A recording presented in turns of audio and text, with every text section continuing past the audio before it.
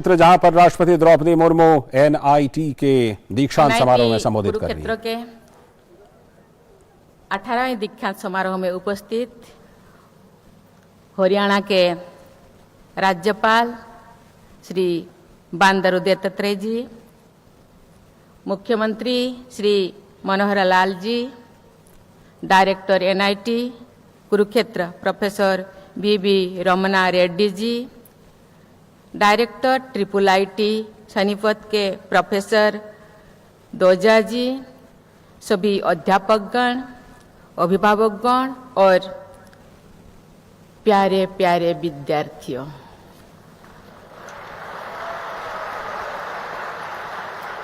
सभी को मेरा प्यार भरा नमस्कार। आज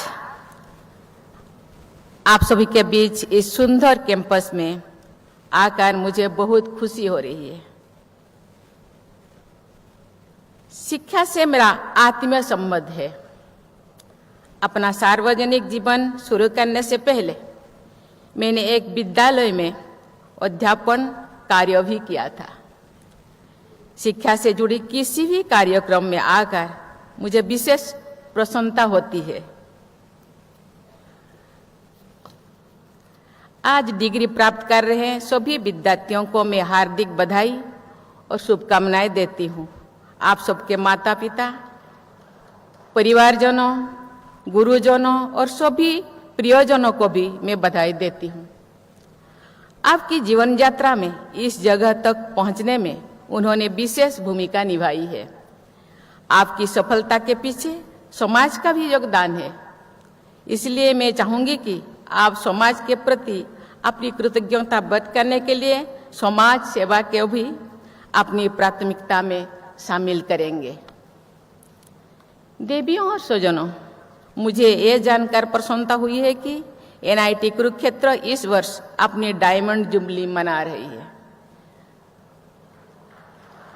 सन 1963 में स्थापित हुई इस संस्थान के भारत के सबसे पहले एनआईटी में से एक होने का गौरव प्राप्त है।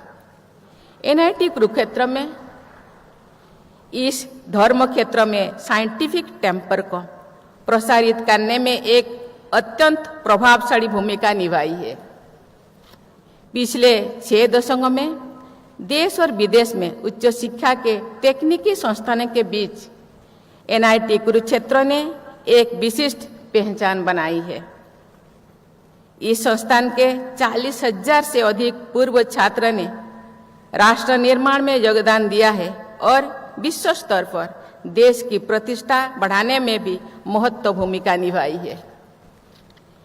यहाँ के विद्यार्थियों ने सिंगापुर से लेकर सिलिकॉन वैली तक, सिविल सोसाइटी से लेकर सिविल सर्विसेज तक सभी क्षेत्र में अपना स्थान बनाए हैं।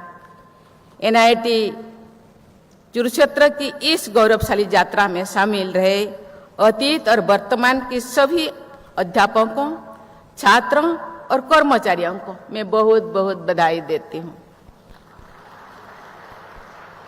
एनआईटी कुरुक्षेत्र के 5800 विद्यार्थियों में से 1100 से अधिक लड़कियां हैं। आज डिग्री प्राप्त कर रहे हैं लगभग 2800 विद्यार्थियों में से 500 से अधिक यानी लगभग 18% लड़कियां हैं। आज हमारी बेटियां हर क्षेत्र में कीर्तिमान स्थापित करते हुए देश का नाम रोशन कर रहे हैं। मैं चाहती हूं कि science, technology, engineering and mathematics विषयों में भी और अधिक लड़कियां आगे आएं। देवियों और स्वजनों, आज पूरा विश्व तेजी से हो रही परिवर्तन के दौर से गुजर रहे हैं। इस टेक्नोलॉजिकल रिवॉल्यूशन से नेचर ऑफ जोश में बदलाव हो रहा है। इस टेक्नोलॉजिकल रिवॉल्यूशन से लोगों की बुनियादी जरूरतों में भी बदलाव आ रहा है। इससे इंजीनियरिंग की अब तक की पद्धतियों को भी चुनौतियां मिल रही है। इस टेक्नोलॉजिकल शिफ्ट के वजह से हो रही बदलाव के कारण ये अत्यंत महत्वपूर्ण हो जाता है कि एनआईटी कुरुक्षेत्र सहित हमारे टेक्निकल इंस्टीट्यूशंस फ्यूचर रेडी बने, करिकुलम और पेडागोजी में परिवर्तन करके विद्यार्थियों को फ्यूचर रेडी बनाना राष्ट्रीय शिक्षा नीति 2020 के प्रमुख उद्देश्यों में से शामिल है। मुझे ये जानकर प्रसन्नता हुई है कि NIT Kurukshetra artificial intelligence and data science, robotics and automation और इंडस्ट्रियल इंटरनेट ऑफ थिंग्स जैसे फ्यूचरिस्टिक कोर्सेज को शुरू करने की दिशा में आगे बढ़ रहा है। मुझे ये भी जानकर विशेष खुशी हुई है कि एनआईटी कुरुक्षेत्र ने एक state of the art Siemens centre of excellence की स्थापना की है।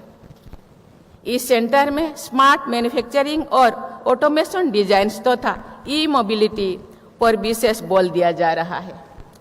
इस क्षेत्र की स्थापना में से इंडस्ट्री, एकेडेमिया और रिसर्च एंड डेवलपमेंट संस्थाओं जैसे डीआरडीओ और बीएचईएल के साथ सहयोग बढ़ रहा है। ये गर्व की बात है कि एनआईटी कुरुक्षेत्र इस तरह का केंद्र स्थापन करने वाला उत्तर भारत में पहला और पूरे देश में दूसरा एनआईटी है। मैं इस पहल के लिए इस केंद्र से जुड़ी सभी लोगों को बधाई देती हूं और आशा करती हूं कि ये केंद्र लोगों की समस्याएं सुलझाने में अहम भूमिका निभाएगा। देवियों और स्वजनों, हरियाणा और पंजाब के इस क्षेत्र का भारतीय कृषि के विकास में अत्यंत महत्वपूर्ण योगदान है। यहाँ के प्रगतिशील किसानों ने आधुनिक टेक्निक का उपयोग करके हरित क्रांति को संभव बनाया और देश को खाद्य सुरक्षा प्रदान की। लेकिन आज इस क्षेत्र में बढ़ता वायु और भूमि प्रदूषण तथा भूजल का गिरता स्तर एक बड़ी समस्या के रूप में उभारा है। एनआईटी कुरुक्षेत्र का ये दायित्व है कि इन संस्थाओं का समस्याओं का तकनीकी समाधान निकाले। पैंडेमिक के दौरान ये स्पष्ट हो गया है कि भारत का आम नागरिक टेक्नोलॉजी फ्रेंडली है। डिजिटल पेमेंट की सफलता इसका उदाहरण है। अगर टेक्नोलॉजी समाज के भलाई के लिए है तो उसे जनता का भरपूर सहयोग मिलता है। मेरा मानना है कि टेक्नोलॉजी सिर्फ साइंस और इंजीनियरिंग का बाय प्रोडक्ट नहीं है, बल्कि इसका सामाजिक और राजनीतिक संदर्भ में भी होता है। हम सबको टेक्नोलॉजी फॉर सोशल जस्टिस की सोच के साथ आगे बढ़ना है। इसकी चिंता करनी होगी कि वंचित वर्ग इसमें पीछे ना रह जाए और इसका प्रयोग समतामूलक समाज के निर्माण के लिए इसको इस्तेमाल किया जाए।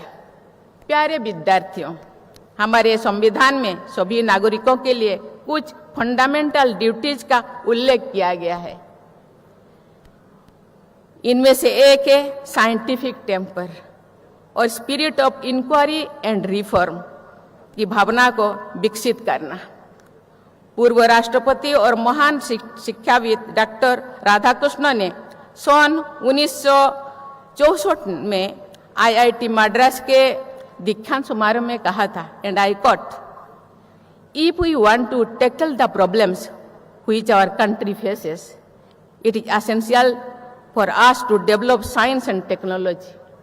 We must develop these things. We must adopt a scientific outlook. And I unquote. ये आप सबका कर्तव्य है कि आप जागरूक समाज के निर्माण में अपना योगदान दें। मैं आजकल देखती हूँ कि शिक्षा या डिग्री की सफलता का मापदंड कैंपस प्लेसमेंट में अधिक सैलरी पैकेज हो गया है। यानी जिस विद्यार्थियों की जितना ज्यादा सैलरी पैकेज मिलता है उनको उतना ही सफल माना जाता है।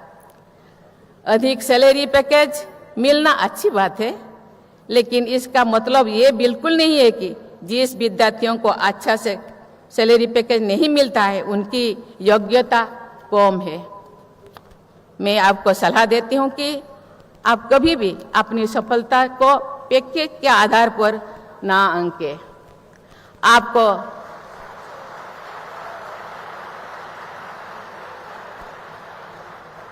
आपको सफलता की पारंपरिक धारणाओं और सामाजिक दबावों से सीमित नहीं होनी है। आपको ये तय करना है कि आप वास्तव में अपने जीवन में क्या करना चाहते हैं। आप केवल वही करियर चुने जिससे आपको संतोष और जीवन में सार्थकता का अनुभव हो। मैं सभी अभिभावकों से भी अपील करती हूँ कि अपने बच्चों को एक्सीलेंस के लिए प्रेरित करें। एक्सीलेंस के लिए प्रयास करते रहने पर अन्य सभी उपलब्धियां अपने आप हो जाएगा। आपके संस्थान का ध्येय वाक्य है श्रमो अनवरत चेष्टा चो, जिसका अर्थ है कड़ी मेहनत और लगातार प्रयास उत्कृष्टता की ओर ले जाते हैं। मैं कामना करती हूं कि ये संस्थान विश्व स्तर पर तकनीकी शिक्षा में नई मापदंड स्थापित करे। मैं एक बार फिर आप सभी को बहुत बहुत बधाई देती हूं और आप सभी के उज्जवल भविष्य की कामना करती हूं। धन्यवाद। जय हिंद, जय भारत।